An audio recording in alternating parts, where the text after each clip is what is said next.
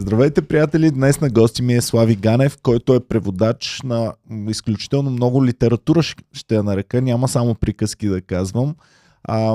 Превел е много неща, също така е събрал български приказки, написал ги е, има издадени книги за народни приказки и тази, която лично мен изключително много ме интересува сега, Хитър Петър и Настрадин Ходжа.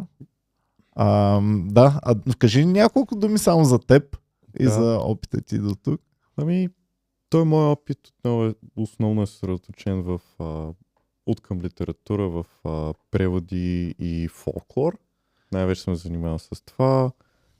Започнах се занимавам с фолклор още преди години и успях да убедя издателство Сила да изкараме няколко книги, свързани с български фолклор.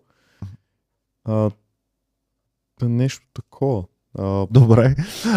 Много ми е интересно, защото аз в този подкаст се опитвам да намеря нишката на българската комедия, на българския хумор, колкото можем да стигнем по-назад. Едно от най-старите неща, които аз и Ники успяхме да открием, това е образа на Хитър Петър.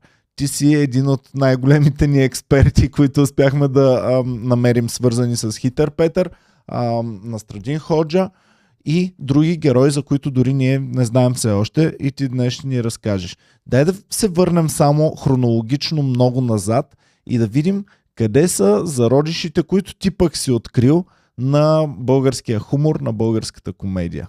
Да. Моят първи сблъсък с смешни истории, нали, що се отнася до фолклор, основно бяха смешни песни и смешни приказки за първия ми сборник, който се казва просто български народни приказки. В него основната тема не е хумора, но имаше някакви хумористични истории и осъзнах в някакъв момент, че една от големите теми на българския фолклор всъщност е смеха.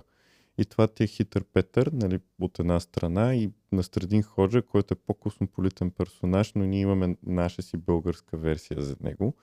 Но в един момент ми стана интересно, няма ли нещо преди това. И се оказа, че има. Това, до което стигнах, бяха основно графити, които бяха открили археолози. Какво значи графити, като става дума за тези времена? Не са с спрейове писани? Не са с спрейове. Обикновено буквално е с пирон или нещо остро, или пък с въглен. Нали? Това е средновековния спрей въглен. Нали? Просто. Така че имало е такива...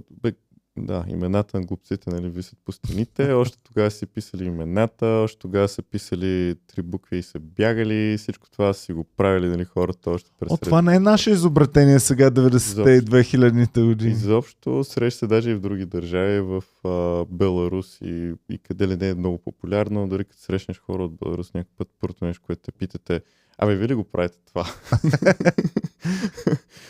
Но има забавни надписи, които са открити, например, по стените на Търново и други средновековни градове. Може би един от най-популярните... Чакай. На Търновската крепост има мръсни надписи от средновековието. Задължително. И не само на нея. Общо взето във всеки римски град, нали, по българските и небългарските земи, също могат да се открият какви ли не надписи. И не само мръсни, и истории могат да се намерят, и имена на хора, и обяви, и какво ли не. Хората са писали много по стените.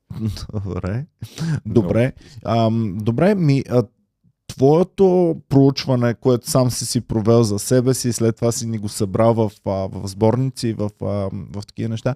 Дай да видим откъде тръгва. Каза ми, че освен Настрадин Ходжа и Хитър Петър, които са много известни и до ден днешен герои, си открил и други герои? Да, има и други хумористични герои. Значи, първо, Хитър Петър има брат, който се казва Хитър Павел. Нали? Доста логично като име. Но освен това има и други герои, които са по-локални. Не са могли да излязат от селото, в което са били измислени. Единият е Станю Познавача, другия е Разумни и Радой. И двамата са чисто български творения, и двамата, нали, познават Петър според някои истории, но имат и самостоятелен живот в фолклора. Останали са много по-неразгадани. Също съм ги включил в книгата. Те са представени с по-малко история съответно.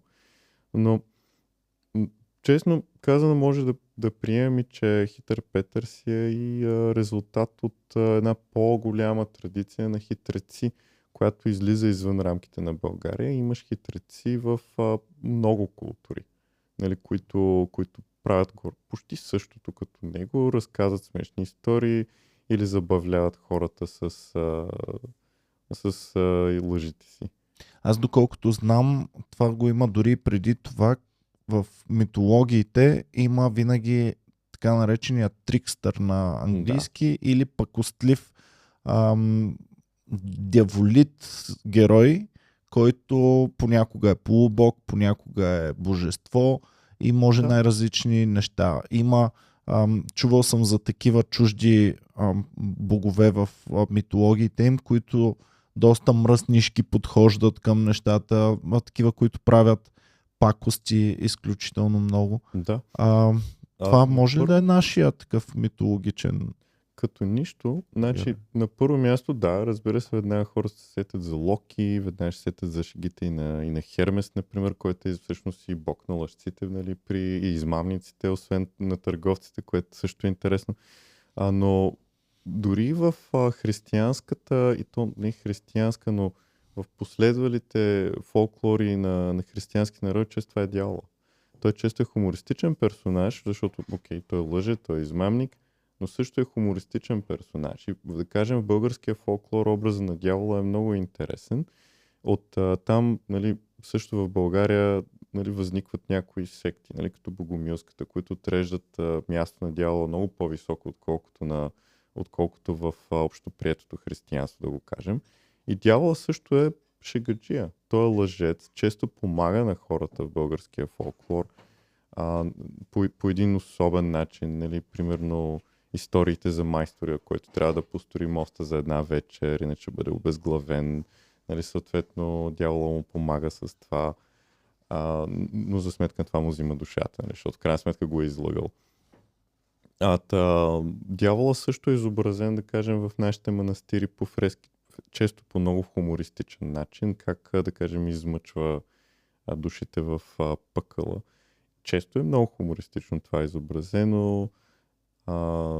Нали, да кажем, в Троянския манастир има такъв много интересна фреска, където дявола измъчва душите в ада и буквално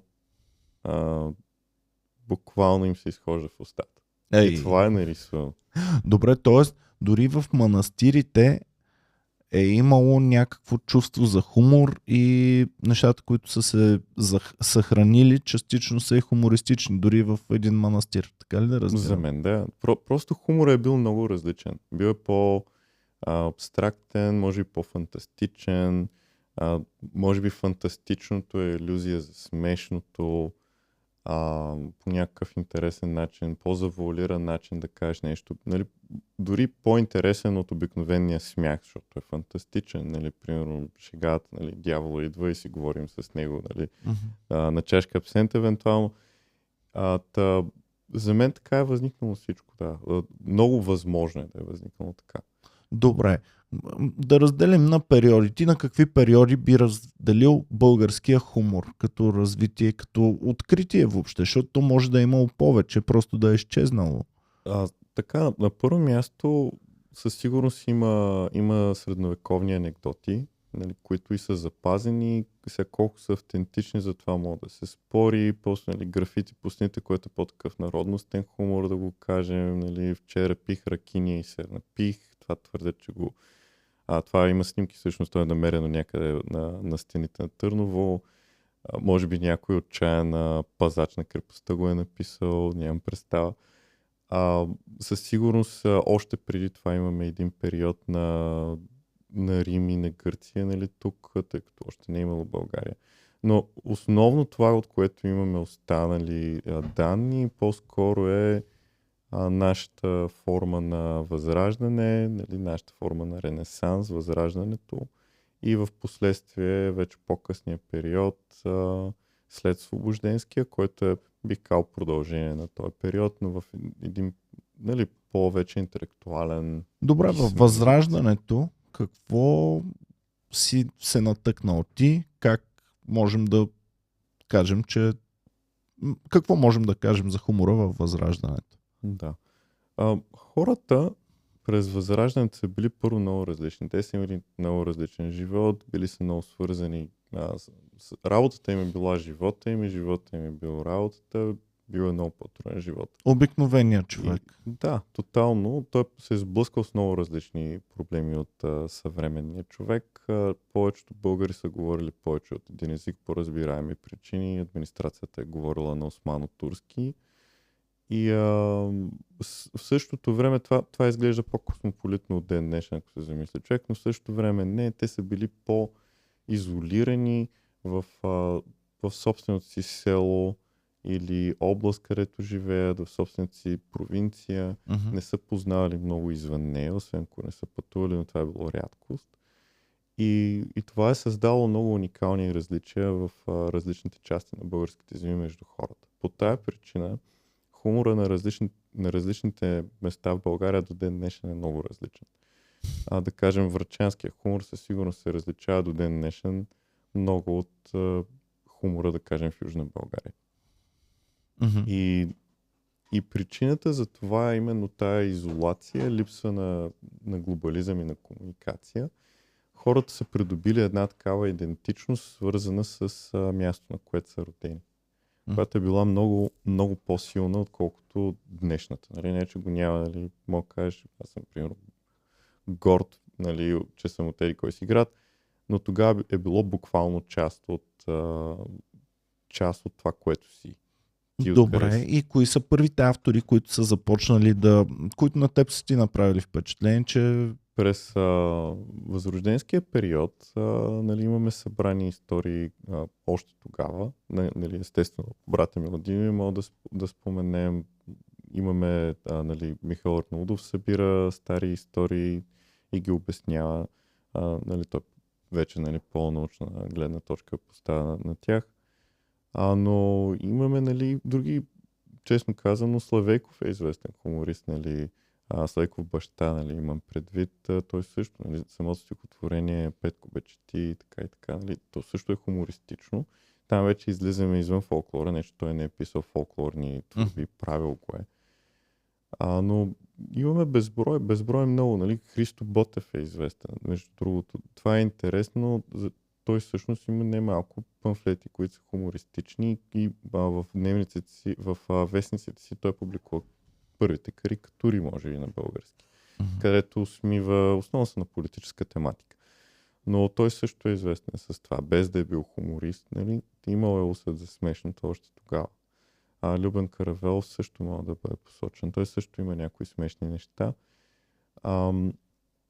Но все пак ми се струва, че дори тогава основно устната традиция е била по-важна. Тоест какво хората си разказвали в къщи е било по-разпространено. Това, което си разказали като приказки, като истории, нали, на което са се смели, е било по-разпространено от вестниците или книгите по това време, по разбираеми причини.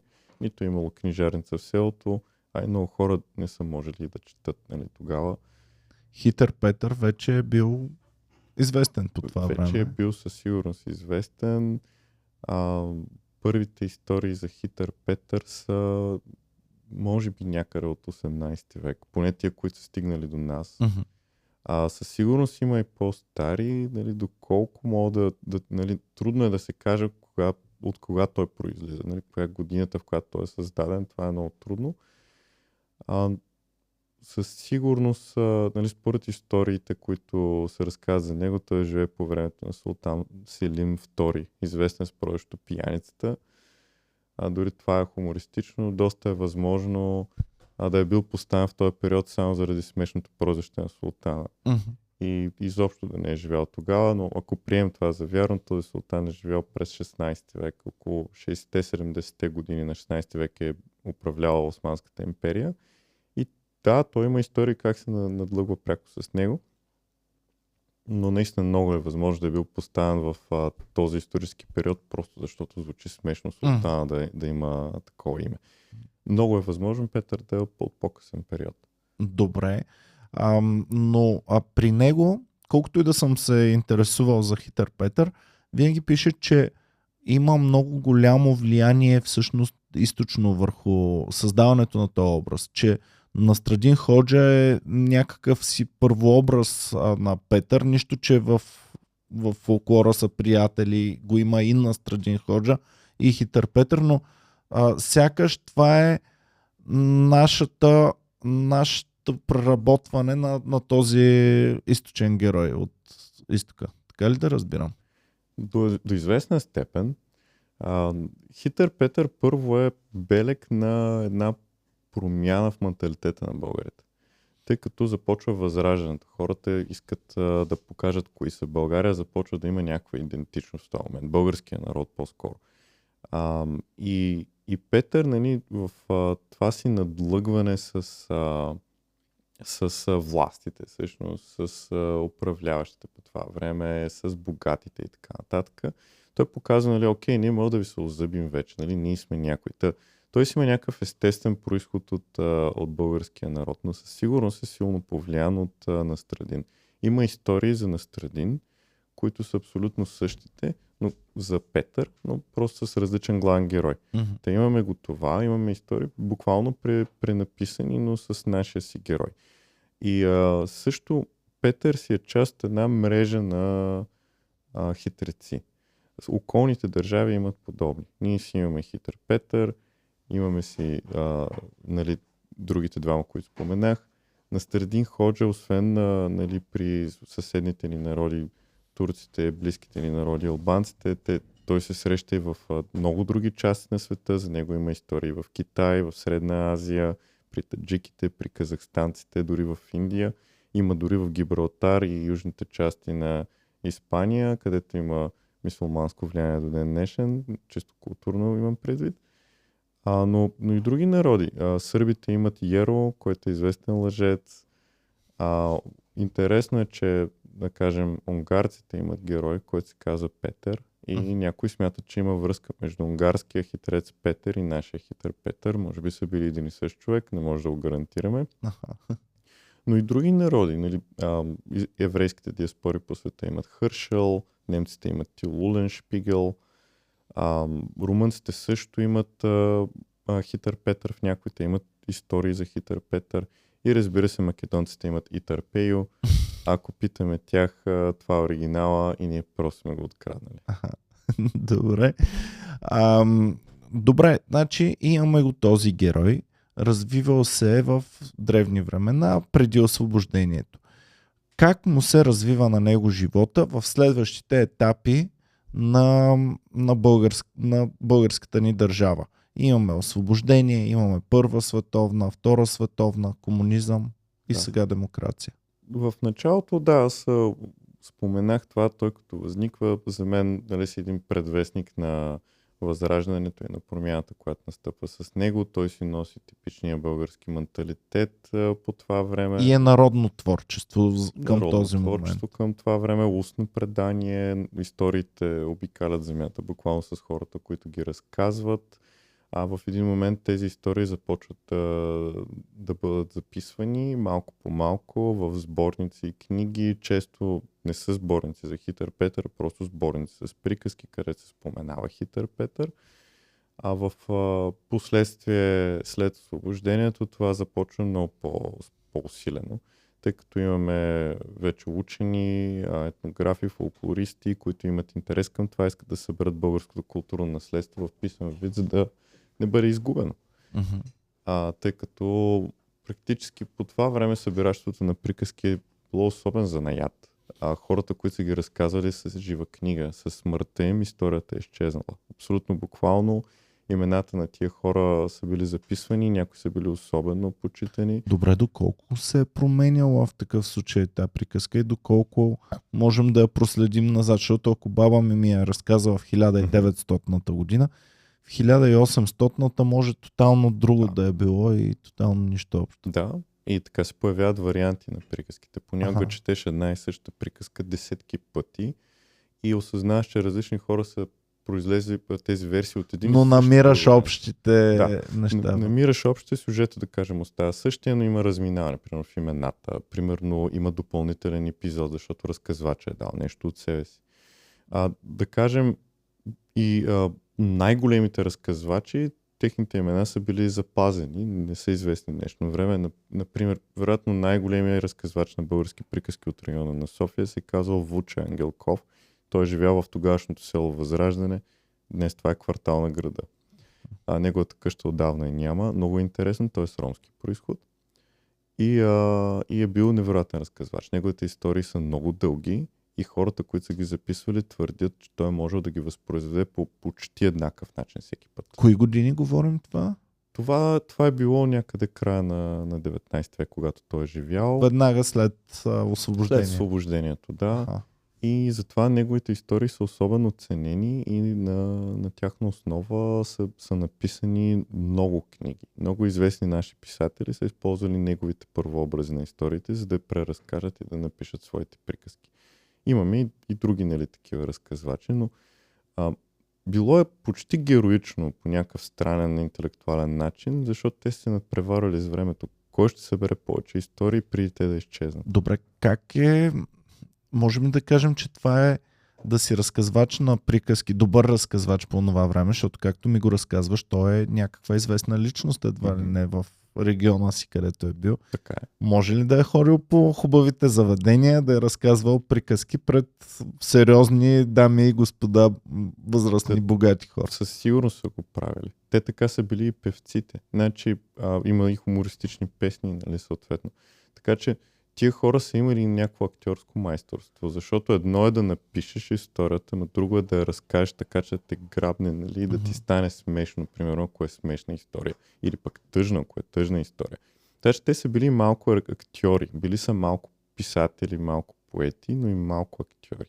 Със сигурност.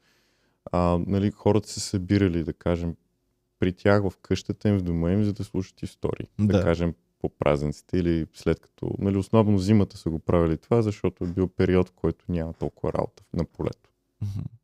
Добре. Значи това ни е първия период, освобождение и малко след освобождението.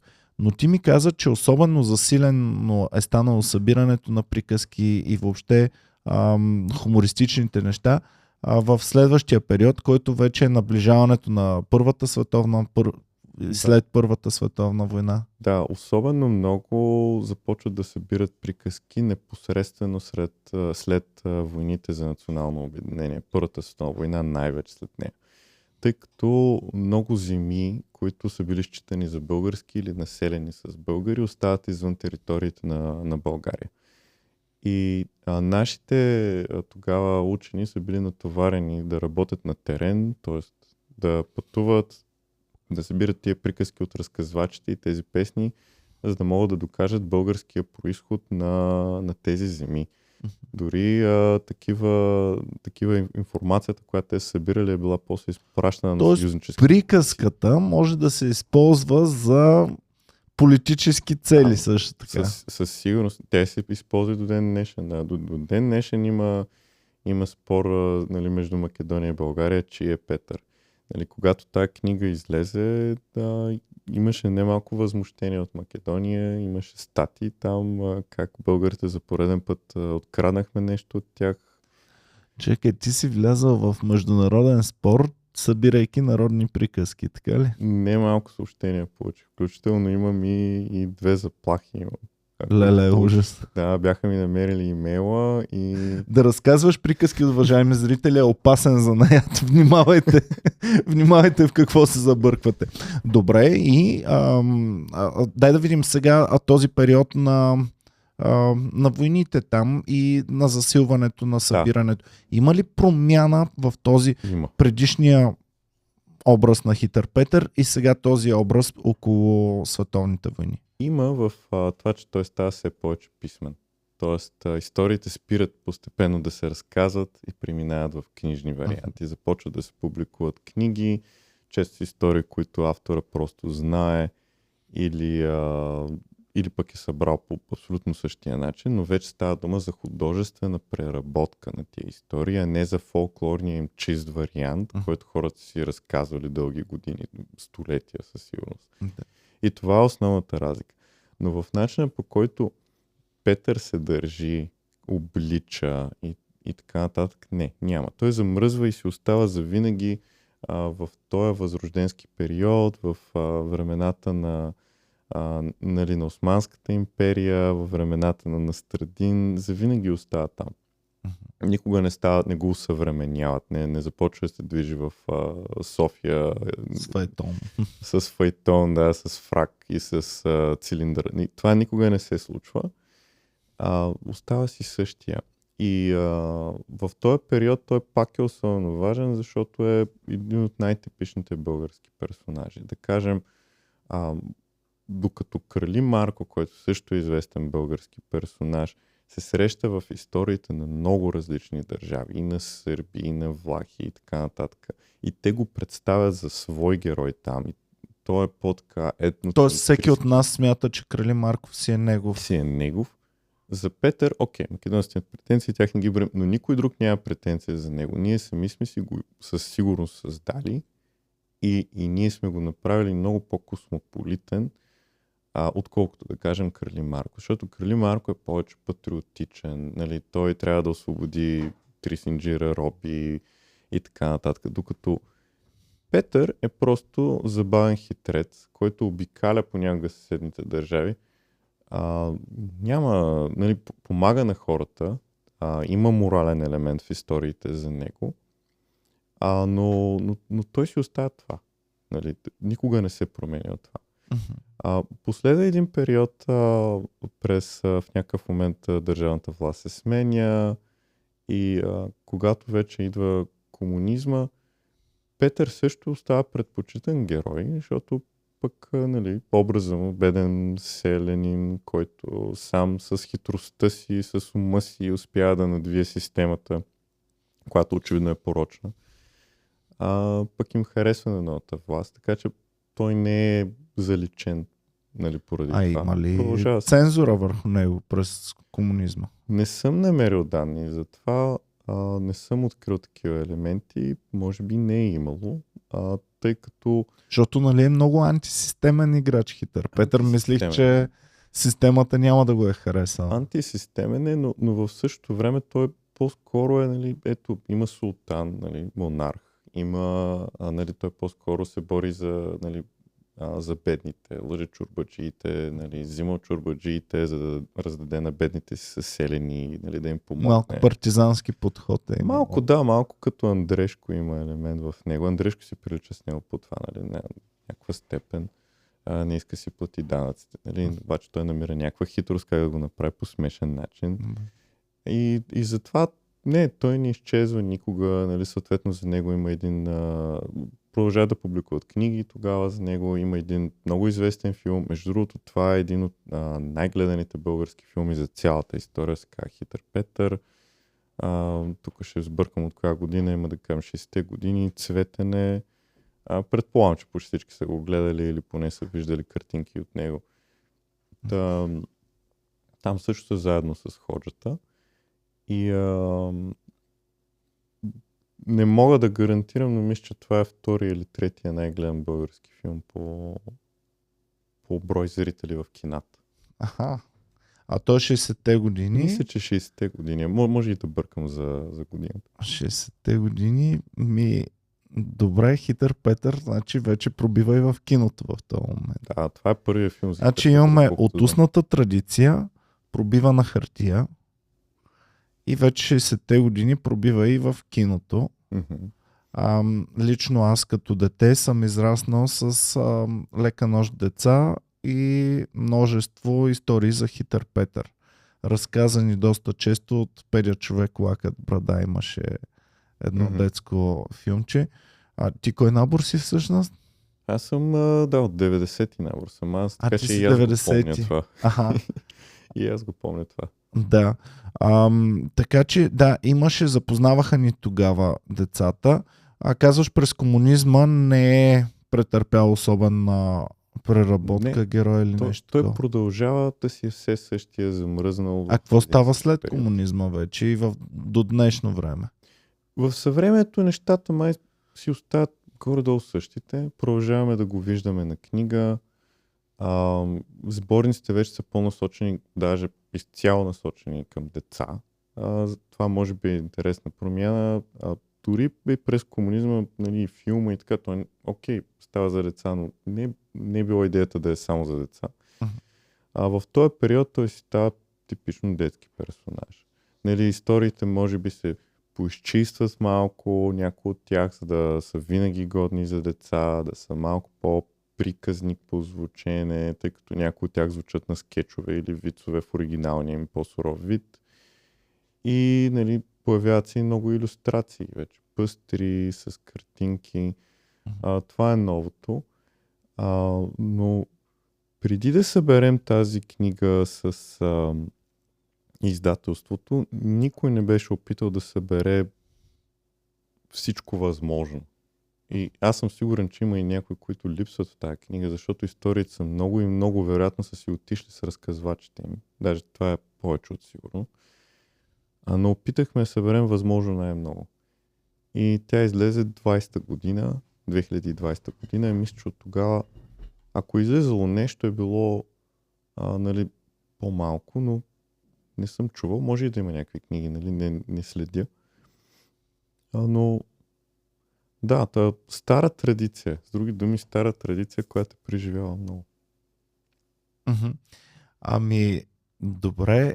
В такъв случай ти ми беше казал преди нашия разговор сега, че е имало и по-различни версии за не само за Хитър Петър, въобще за приказките, че си имал приказки, които си казал, това вече някаква граница се минава, не искам да я издам тази приказка или да я включа в моя сборник. Каза ми, че е имало доста мръсни приказки, еротични приказки и така нататък. Можеш ли да ми кажеш нещо за това и защо сме имали, защо всички хора винаги са имали нужда от малко мръсни приказки, еротични и така нататък? Да. Кой ги е разказвал, защото имаме, до ден днешен имаме моралисти, които се шокират и как може такова нещо, но имаме и хора, които по-веселите хора обикновено нямат проблем с такива неща, да си разкажат малко мръсен вид, приказка или каквото и да било там. При Петър не срещнах еротични или по-крайни приказки, но има такива. Първо имаме много богат еротичен фолклор. Много богат еротичен фолклор, включително има и песни, и приказки, и легенди, които са с еротичен характер в българския фолклор. Голяма част от тях също са събрани и да, някои от тях също могат да бъдат прети за хумористични. Даже направил са си такива. Включително имаме известни песни, които са били видоизменени, за да могат да кажем да циркулират в пространството до ден днешен, но някога са били строго индивидуално еротични. Нали? Дилмано Дилберо, например, е една от тях. Това също е еротична песен. Това го знам от мой колега Сашо Деянски в Комеди клуба, че Дилмано Дилберо си е много еротична песен. Да. А ние я изучавахме по музика в първите класове, не знам, в трети, четвърти клас някъде. Да, защото сме я видоизменени да може да бъде така по-префинена и нали, за масовото ухо. Но всъщност това има версии на тая песен в различни краища на страната, някои, които не са за по телевизията. И са, бих казал, почти брутални, нали, за какво се пее в нея, но като цяло сватбените традиции на българския народ са имали такива елементи, които са по-така с еротична насоченост. Включително имало и празници, нали, където е имало такъв еротичен елемент, нали, да кажем, на Бабин ден жените са обличали като мъже. В някои краища на България, не навсякъде, често са си поставили, нали, белези на изкуствени полови органи, нали, под пояса, нали, така. Било е като карнавал, така го разбирай. Нали, но това не е цяла България, определени села. Поради тази разпокъсаност на българския народ, за която споменах по-рано през времената на Османската империя, българския народ има различни традиции в различни краища на България и затова е трудно да кажем нещо като нистинарите са българска традиция. Да, българска са, ама истината е, че произлизат от две села на България и после изведнъж става много по-масово и интересно за всички. Също важи за кукерите, между другото. Но, окей, това го казвам като пример, нали, за да стане ясно, че различните песни са по същия начин. Нали, в някаква друга част на България за Дилмано Дилберо не са чували дори. Но, нали, това Дилмано Дилберо, Тети Бълка Спасов ден и така нататък. Всичко това всъщност са еротични истории и част от еротичния фолклор на българите. А как се преплита песен, приказка, виц, еротична история или каквото и да било, защото ти ми разказа, че някои от нещата, които си събрал, си преработил от песен в приказка, примерно, или обратно. В другия ми сборник с приказки имам такива приказки, които са били песни, но често песента има сюжетна линия в България. Като цяло, изследователите от чужбина, които са идвали в българските земи по това време да изследват, признават и са много са заинтересовани от песните ни. Те смятат, че българите обичат да пеят. Точно така, нали, се изразяват понякога. Те много обичат да пеят. Тоест другите народи по-малко обичат да пеят, отколкото ние. Като цяло славянските народи са специфични с това. Те имат много песни и по-малко проза. В същото време обаче, в рамките на много от приказките на други народи, и на германци, и на италианци, често в приказките има и поетичен елемент. Има стих или песен вътре в приказката. Примерно спяща красавица как запяла, нали, като се събудила или нещо такова. Има, да кажем, стих. В българските приказки няма стихотворение. Това никога не се случва. Или може би в някакви много, много странни изключения, но това не е масово. В същото време обаче имаме много песни. Тоест имаме много ясно разграничение между проза и поезия в фолклорното. За разлика от някои други народи. И също имаме много страшни истории. Не е случайно, че всичките истории за вампири и нали, които са в Холивуд в момента произлизат често от Балканите. Причината е тази. Ние имаме много страшни истории, нали, извън, нали, останалите. Харесваме, преди поне сме харесвали да си разказваме такива истории. На какво се дължи това, според теб? Предполагам, че е някаква особеност на народопсихологията. Може би това да те е страх е от една страна предпазливост, която те съхранява. Нали? Ако страха се е развил като чувство в хората, за да ги защити всъщност. Нали? Ако те е страх да влезеш в тъмното, никога няма да те глътне динозавър. Нали? По същия начин вероятно е било и тогава. Тия народи... Тоест майка ми има интерес да ми разказва страшни да те е страх в тъмното, да кажем, защото да не излезеш и да не те нападне някой, примерно. Това и другата специфика, която е интересна за българските истории, е, че ние имаме доста истории с главни женски персонажи. Нали, очевидно Хитър Петър не е една от тях, но ние имаме такива истории в изобилие. Феминист е българския народ. Има някакъв елемент на самостоятелност при жените в нашите истории често. Това е интересно и другото е много са абстрактни. По-абстрактни са. Имаме истории, някои народи специфично, че са обстоятелствени. Там трябва да ти опишат всичко много детайлно, много конкретно. Да кажем, руските приказки са такива, испанските приказки са такива. Но българските приказки, да кажем, немските приказки, те са много по-абстрактни, по-малко информация имаш, да кажем, за външния вид на героите или за околния свят. Няма описание на природа толкова много. Там се средоточаваме основно върху сюжетната линия и често тя звучи малко абстрактна и откъслечна. Има и такива моменти.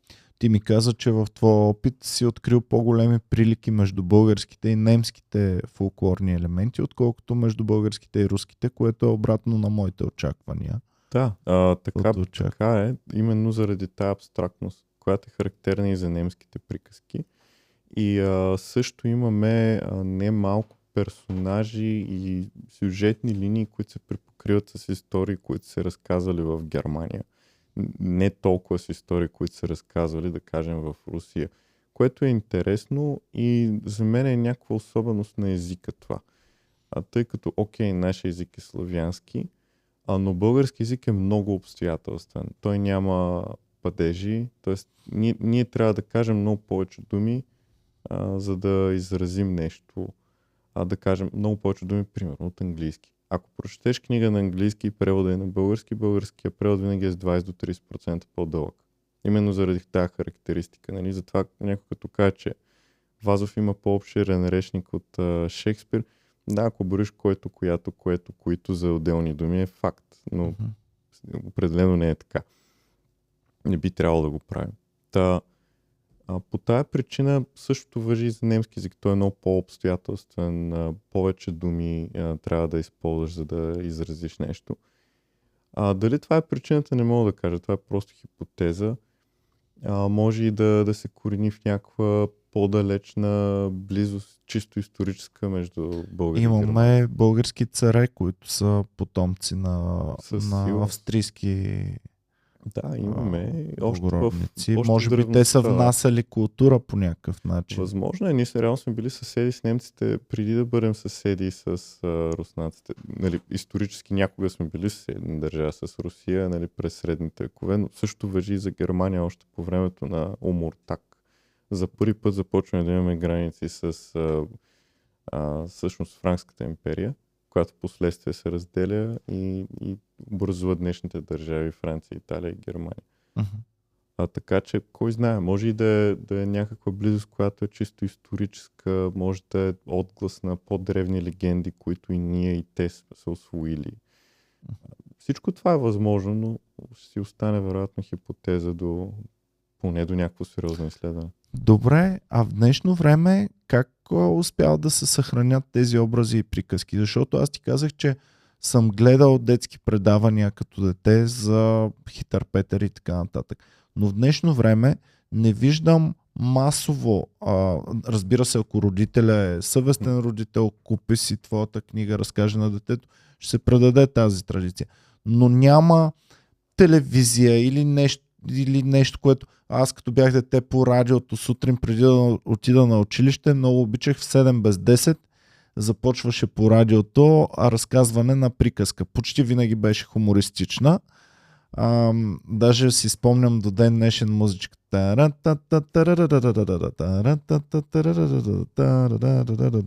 И бам, и започва в 7 без 10 до 7 часа приказката.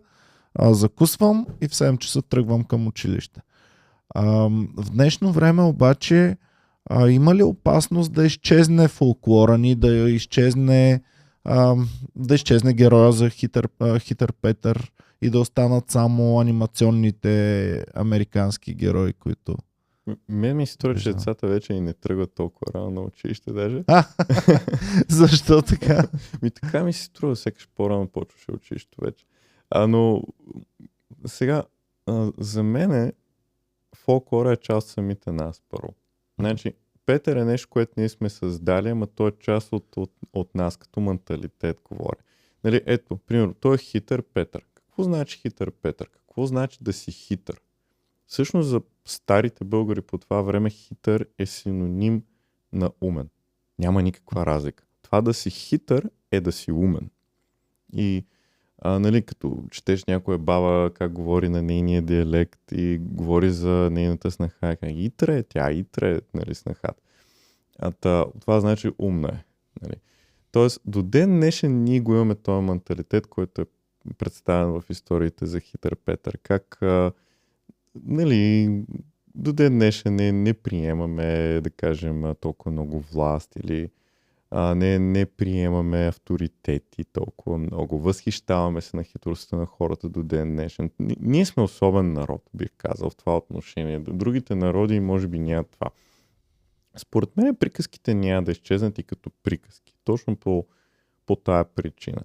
Хитър Петър е персонаж, който е толкова вкоренен, че за да изчезне трябва може би да изчезне и българския народ.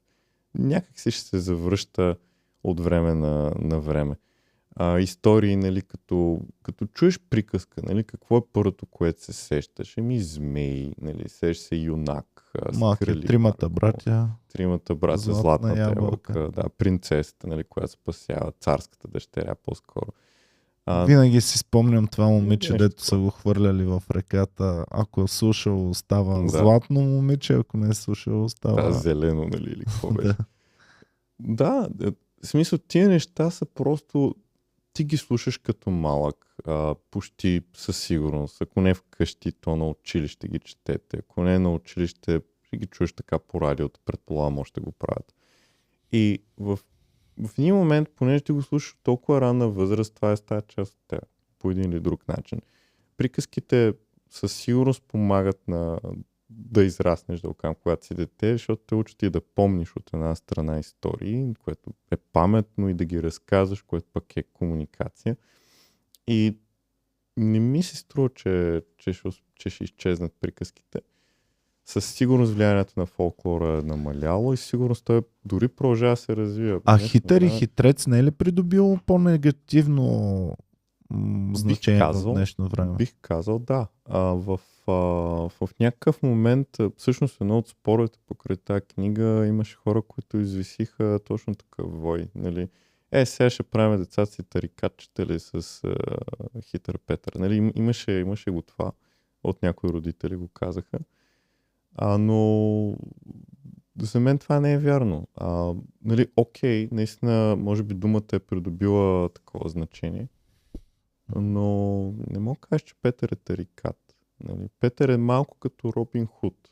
Нали, той първо е забавен, той се надлъгва с хората, а после той обикновено не го прави за себе си.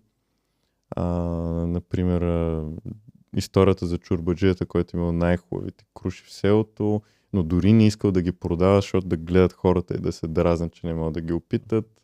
Той успява да го излъже, да му ги даде на него и после той ги раздава на всички. Но накрая каза на чорбаджията, да знаеш друг път да ги раздаваш на хората от селото без пари. Нали, това е някакси, не ми звучи тарикатко. Нали. Можем ли да кажем, че можем някакви преводи на думата в днешно време, като базик, примерно думата базик, малко включва това. Базик, шега, дори ако не цензурираме, можем да кажем бавка и нещо, което е по-приятелско и няма тая негативна. И защото да съм хитрец, нали, в някакъв смисъл в днешно време ми дава, че с лоша умисъл го правя. Докато всичко, което ти ми разказваш за Хитър Петър, в общи линии не е с лоша умисъл или както това да се дават на хората неща, е дори с добра умисъл.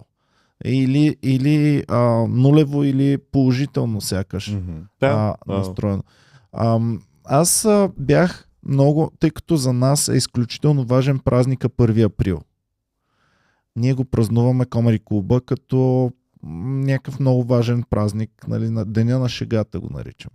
Но допреди да започнем ние преди 12 години да го превръщаме в малко по-познато, по-широко, по-дори комерциално, ако искаш да го наречем, беше много често наричан Деня на лъжата. И аз се ядосвах, че тези шеги, ебавки, базици и така нататък се разбираха като лъжа за така наречените от мен хора моралисти. Тези, които са ти се карали на те, как може сега децата ни. И това са хора, които искайки да бъдат нещо повече, стават сякаш по-тясно скроени, отколкото хората, които не искат да бъдат повече от теб и повече от мен и повече от някой друг. Интересно е това явление и всъщност аз виждам Хитър Петър като човек, който показва на тези, които се мислят за нещо повече, че не са чак толкова повече от останалите. Има ли го това? Има го това и първо той е такъв един особен борец, нали, срещу незгодите. Не е борец за свобода, като Крали Марко или другите герои. Не воюва, нали, с меч в ръка. Нали, неговото оръжие е друго. Нали, тая хитрост. Думите са изменили, нали, значението. Нали, окей, мога да речем базик пешо, може би в ден днешен. Думите са изменили, нали, значението си, така че хората го приемат различно. Но за мен точно тук идва един много интересен момент. Колко са различни те с ходжата. Нали? Петър е бедно селско момче, нали, според историята. Ходжата е заможен мюсюлмански духовник с позиция. Нали? Един е богат, другия е беден, един е млад, другия е стар, един е много начетен, другия не е чел и вероятно е неграмотен. Единия, нали, има естествено, единия има титла, той е кадия, той е, нали, ходжа, той е важна личност, другия не, просто живее на село и е беден. Но двамата са приятели в същото време. Двамата са приятели, двамата си помагат, двамата се разбират и това е много интересно в историята. Тоест, как така си срещу системата, ако това е най-добрият ти приятел, който е от системата. Тоест, за мен в тази история тарикатското не отстъпва. Тук по-скоро важното е тази част от историята. Ще могат да са толкова различни и да са приятели в същото време и заедно да помагат на хората. Дай да видим малко повече сега. Много говорихме за хитър Петър. Да видим малко повече за Настрадин Ходжа. Това, което ми каза до момента, е, че го има в целия арабски свят, въобще в целия източен свят. Дори и до Китай ми каза, които не са нито мюсюлмани, нито араби. Така че това е някакъв много широк герой, който ние обаче сме го взели и сме си го направили също близък, разбираем до нас. Може би сме визуализирали някои турски... Турция е била близо до нас преди освобождението, пък и след освобождението пак. И сме можели да го разбираме. Дай да видим за този образ. Как така? Той е положителен образ също, нали? Така да разбирам.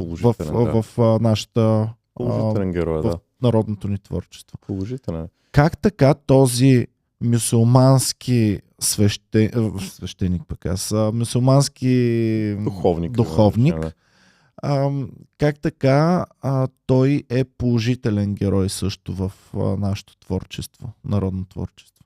Предполага се, има възможност, предполага се, че на Настрадин е бил истински човек, че се е казал Насър един, бил е мюсюлмански духовник, отново откъде се води спор, някой казват, че е роден в днешна Грузия, в Кавказ, други казват, че е в Малазия, днешна Турция.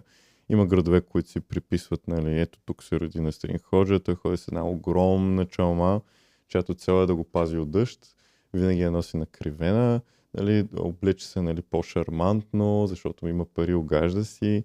Така че той е много различен от Петър нали, в това отношение, понеже е, нали, толкова интелигентен, постоянно получава назначения от султана, които да върши. Той е малко по-философски настроен, вероятно защото е начетен. Нали, той дава и философски такива поуки в историите за него. Буквално е известен в целия мюсюлмански свят. И ето ние сме едно от интересните изключения.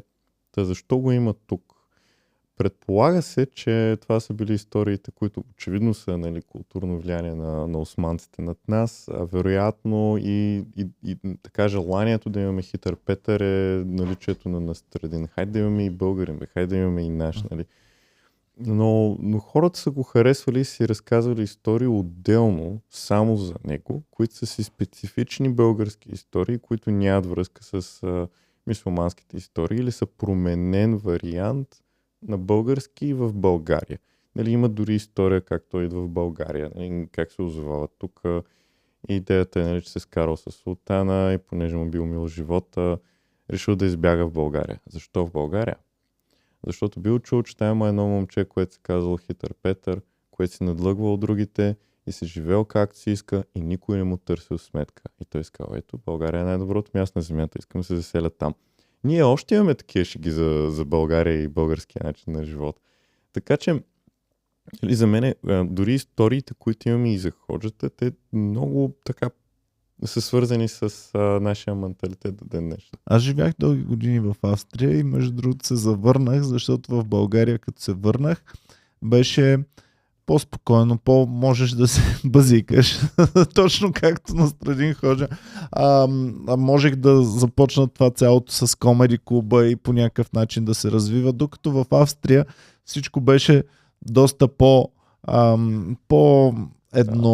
еднопосочно, да, ясно, точно по този начин уредено и така нататък. Докато тук живота ми харесваше много повече. Тъй, че може би този именно менталитет ме завърнал и мен обратно вкъщи. Добре, Настрадин Ходжа той обаче не е толкова добре оцелял, колкото Хитър Петър до наши дни, сякаш.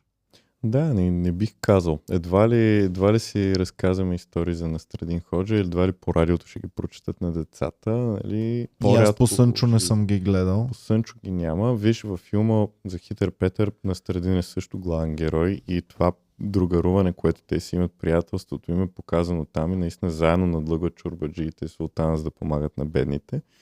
Така че до някъде до към 60-те години наистина са били неразделни. В един момент ги разделят. И за мен това показва нещо много интересно за промяната на начина, по който живеем. Сякаш хората са били по-възприемчиви в миналото към различните. По-космополитни да са били тогава, отколкото сме сега. Даже със сигурност. Нали, истината е, че нали, това са едни исторически периоди, за които има много спорове и много митология. И начинът, по който са живели хората преди и сега е напълно различен. Но ние имаме един период в историята си, в който много така има мощна пропаганда нали, за това, че ние трябва да се чувстваме различни, да не харесваме някой, защото нещо си станало в миналото.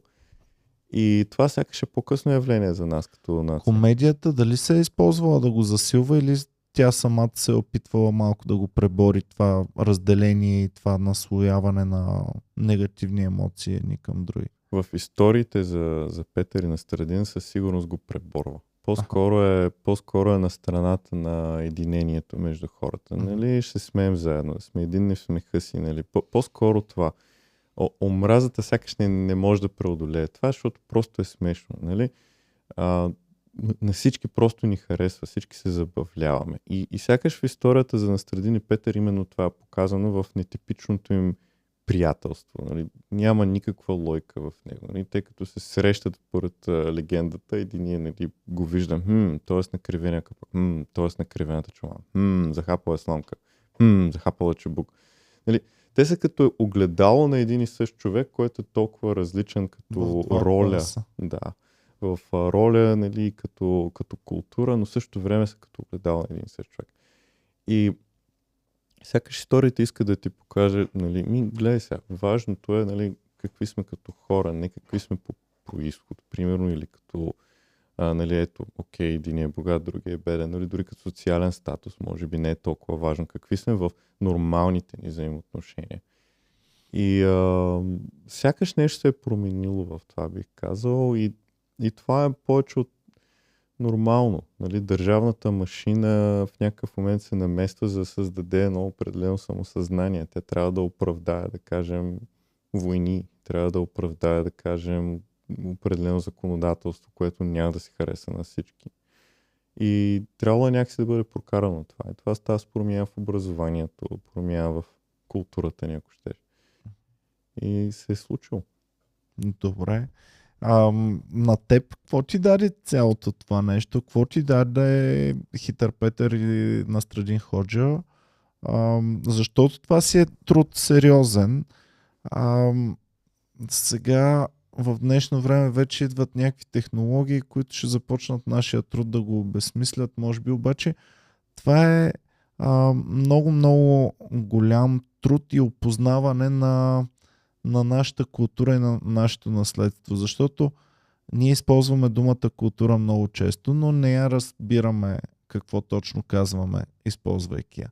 Всеки един човек, който използва думата култура в България, имам чувството, че дефиницията му е тотално различна, но ти си опознал доста българския бит, българската култура в различните периоди, събирайки това цялото нещо. Взаимодействията ни с различни народи. Чухте за връзките между Германия, България, Османска империя, България, Русия, България и така нататък.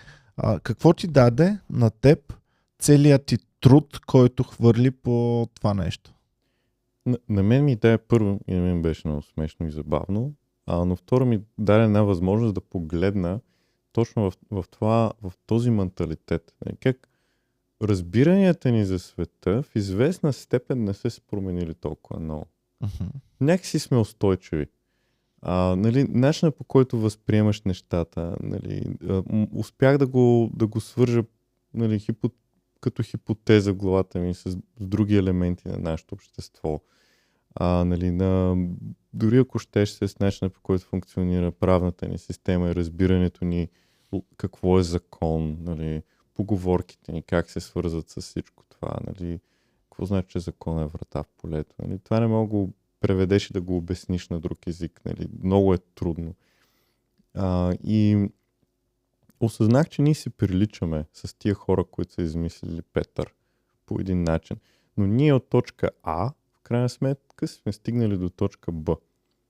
Колкото си приличаме, толкова и сме различни. Не просто по начина, по който се обличаме или живеем. Нали. Имаме и разлики, но някакси кода сякаш е останал същия. Нещо, което е много дълбочинно, сякаш е останало същото. Харесваме и ние същи неща, смеем се на едни и същи неща. Имаме едно и също разбиране и за забавление, как се прекараме свободното време. Какво е хубав живот? Нали? Философията ни за живота е малко по-южняшка, бих казал. Да. И много добре е показано в тези истории. Нали? Те как се забавляват, нали? Героите. Нали? Ще отидем, ще пием една ракия. Нали? Има едни такива неща, които все още ги правим. И е много интересно да погледнеш на това и да видиш как, окей, поне преди 2 века сме били горе-долу същите, но сме живели по-примитивно. Ясно. Много интересно. Добре, много ще се радвам, ако повече наши зрители разказват на децата си български приказки, могат да си вземат твоите няколко сборника. Всъщност, единия е за Хитър Петър и Настрадин Ходжа. Имаш други за народни приказки. Превел си Братя Грим, може пък да видите малко и чужи. Ти си ги превеждал както са си. Да, нали така? Да. Това което има и доста брутални неща в Не всички са за деца. Не всички са за деца. Препоръчвам на родителите да ги прочетат първо за себе си, може би да помислят, искам ли това да го разкажа наистина, защото между другото към преговора на втория том дори братята сами си казват дали приказките са написани за деца, изобщо не мисля така. Буквално това си го казват. Тоест, внимавайте. Много от нещата, които знаем на Братя Грим и сме ги гледали, всъщност сме гледали адаптирана за деца версия, а не оригинала, който са имали братята някога. Интересно е това. Исках сега да свържем с следващото, което ще направя. Нали, благодаря ти много за гостуването, но следва друг голям герой, вече не народно творчество, а личностно творчество ще разискваме съвсем скоро. Но този друг герой може би по някакъв начин е свързан и с Хитър Петър. Бай Ганьо ще бъде следващ образ и следващ герой, който ти има ли си размисли върху него и мислил ли си въобще, има ли връзка, разлика и така нататък? Според теб между Хитър Петър и Бай Ганьо еволюирал ли е образа, деволюирал ли е, какво се е случило с него? Много са различни според мен. Значи, на първо място, Бай Ганьо не е фолклорен персонаж. Той си е изцяло резултат от творчеството на Леко Константинов. Вдъхновен е обаче от истински персонаж, доколкото знам. И от негов наследник ще ни гостува и ще си говорим, който интересно. Е създал музей на Бай Ганьо всъщност. Да. Звучи супер това. Доколкото знам е компилация от истории на истински хора, базирани на един абсолютно реален човек, след което вероятно са добавени истории от други хора, но всичко това е творството на Леко. Бай Ганьо, да, той усмива българщината, не я показва в добра светлина, докато Петър по-скоро е другото. Петър по-скоро, взима тая хитрост, аз не мисля, че Бай Ганьо е хитър, нали? Той по-скоро е представен, нали, по един много такъв негативен начин. Единият събира негативното от нашия менталитет и го показва по негативен начин, другия взима пак същото, същото нещо, което може да го превърне в негативно, но го превръща в нещо добро. Може би Бай Ганьо е разбрал грешно Хитър Петър и иска да бъде като Може него, би, да. но няма основното качество, Пък и което... разликата показва как една и съща база може да рефлектира по различен начин. Как ние може сме различни. Нищо, че имаме един и същи български чип, примерно. Да. Може да го използваме по различен начин, този чип. Добре. Да. Би ли имал въпрос, който би искал да задам, примерно, на този човек, който е посветил пък доста на изучаването на Бай Ганьо, чак му е направил и музей и се чувства родственик на първообраза Ганьо Сомов. Така, според много източници, така се казва първообраз.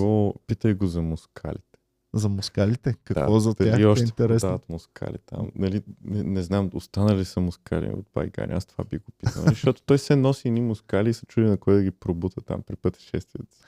Това е изключително скъпа стока било. Добре. Благодаря ти още веднъж. Значи, много ще се радвам наистина нашите зрители да четат на децата си, пък и защо да не се образоват самите себе си, да опознаят малко нашия народ, именно чрез тези народни предания, приказки и така нататък. И един от най-известните комедийни образи в старите времена на България. Благодаря ти много още веднъж. Благодаря ми на вас, че гледахте. Чао и до скоро, приятели.